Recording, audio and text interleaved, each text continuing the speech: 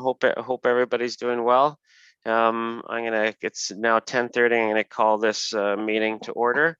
And we'll do a quick roll call, make sure that we're all here and our technology is working. Councillor Foster. Present. Sound check, please. Councillor Van Leeuwen. I'm here. Councillor McElwain. I'm here. Councillor Kittredge. Present. Oh, there you are, Councillor Kittredge. Councillor Dunsmore. Here. Councillor McCrae. Here. Okay, we're all here and we can hear each other and see each other, so that's a good start. No addendums or corrections to the agenda.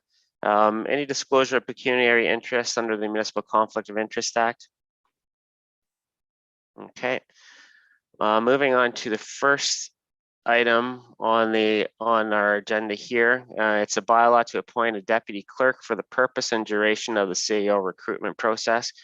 And I have a recommendation that the bylaw 2021-48 be read a first, second, and third time and passed and signed by the mayor and clerk and the corporate seal affixed. Again, just due to the sensitivity of the nature of a CEO selection committee, we thought this would be a good idea to have Rashid as appointed as the deputy clerk for this process. Can I get a mover for that motion, please? Councillor Dunsmore, second by Councillor Van Leeuwen. All in favor? And that is carried.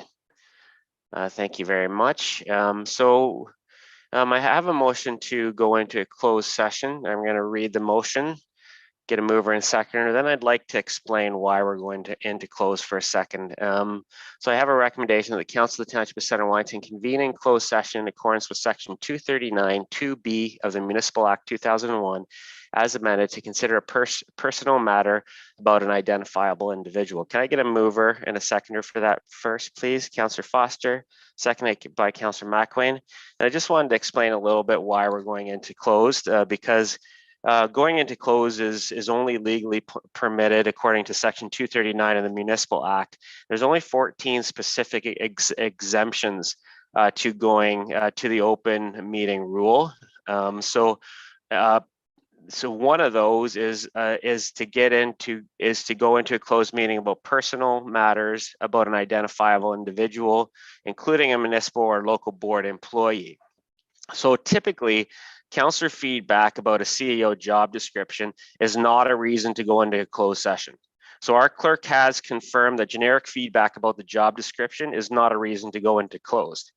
However, as a member of the CEO selection committee, I've had the opportunity to review some of the councillor feedback, and it clearly goes beyond providing feedback about a job description. There are many references to our current CAO, and so I have reached out to our lawyer Kevin Thompson at CV Law, as well as John Mascarin, who is also both a lawyer and an integrity commissioner. He works for Aird and Burles, and he's done some work with us before. And I explained our scenario to them and received their advice. So clearly, the purpose of today's session is for Rashid and our consultants to summarize and comment on feedback that they've received from members of council. And so it's reasonable to assume that a summary of councillor feedback will include comments about an identifiable individual. That's the only way that they can go ahead and summarize what they heard from our members of council.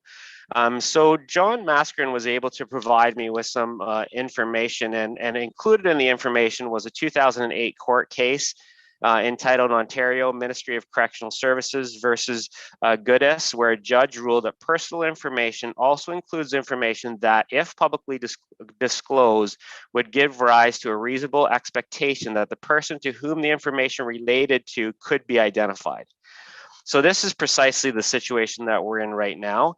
That court case goes on to say that if information relates to the evaluation of a person's performance or an investigation of their conduct, that information may be considered personal information. So that's the reason that this should be in a closed meeting, and I know that our consultant is ready to explain that further when we get into the closed meeting. So with that, I would ask for people to vote in favor of or against the going into closed meeting at this time. So all in favor of going into closed meeting?